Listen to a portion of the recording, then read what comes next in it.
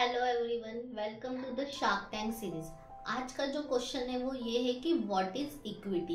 यार सब लोग आते हैं एंड बोलते हैं 50 lakhs for 2% equity, 1 crore for 10% equity. ये इक्विटी होता क्या है, इसका मतलब क्या है, तो आज हम उसी के बारे में जानेंगे।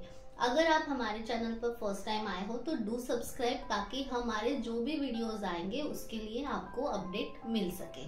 सो what is equity? So equity means क्या होता है? In short it's a stake. ये एक शेयर होता है किसी और के कंपनी में।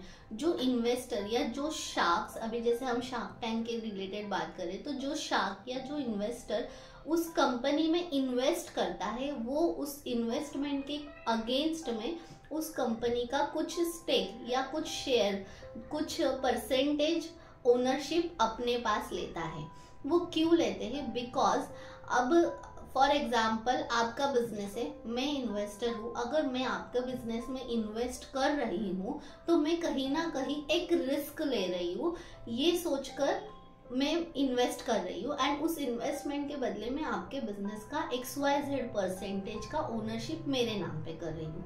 तो इक्विटी वही होती है। अब इक्विटी प्रोप्राइटरशिप बिजनेस में नहीं होती है, ना पार्टनरशिप में होती है। इक्विटी ये जो कंसेप्ट है ये LLP हो गया या प्राइवेट लिमिटेड कंपनी या पब्लिक लिमिटेड में होता है।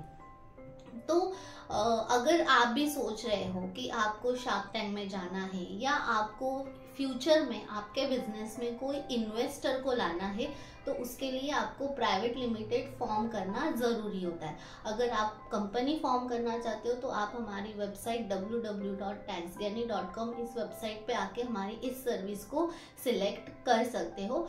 अगर आपको इसके रिलेटेड और भी इंफॉर्मेशन चाहिए तो आप हमारे टीम से भी कांटेक्ट कर सकते हो, जो आपको इसके बारे में और डिटेल्ड में कि प्राइवेट लिमिटेड कंपनी का प्रोसेस क्या होता है, वो कैसे फॉर्म की जाती है, वो पूरा अच्छे से एक्सप्लेन कर सकती है।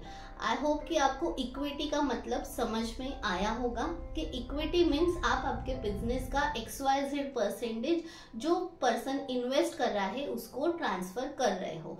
इसीलिए कहा जाता है कि इक्विटी को ज़्यादा डाइल्यूट नहीं करना चाहिए, क्योंकि वो पूरी ओनरशिप उनके पास हो जाती है। फॉर एग्जाम्पल पब्लिक लिमिटेड में जनरली ऐसे होता है कि 51% और 49% अगर शेयर होल्डिंग है तो जिसके पास 51% होल्डिंग है वो प्राइमरी ओनर हो जाते हैं उस कंपनी के, क्योंकि 51% ज़्यादा होती है। इसीलिए हमेशा कहते हैं कि अगर आप इक्विटी डाइल्यूट भी कर रहे हो तो 51% हमेशा खुद के पास होना ज़रूरी है, तब जाके आपको वो प्रेफरेंस मिलता है कि हाँ आप रियल शेयर होल्डर्स हो या रियल स्टेक होल्डर्स हो, डिसीजन मेकिंग की पावर आपके पास होती है।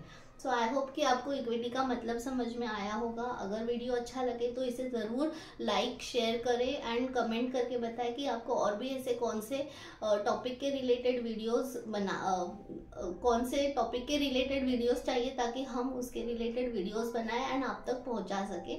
अगर आप बिजनेस ओनर्स हो या आपके कॉन्टेक्ट में कोई और भी बिजनेस ओनर्स हो तो उनके साथ भी इसे शेयर कीजिए।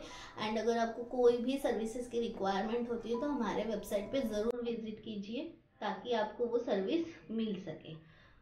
टिल देन, थैंक यू, नमस्ते।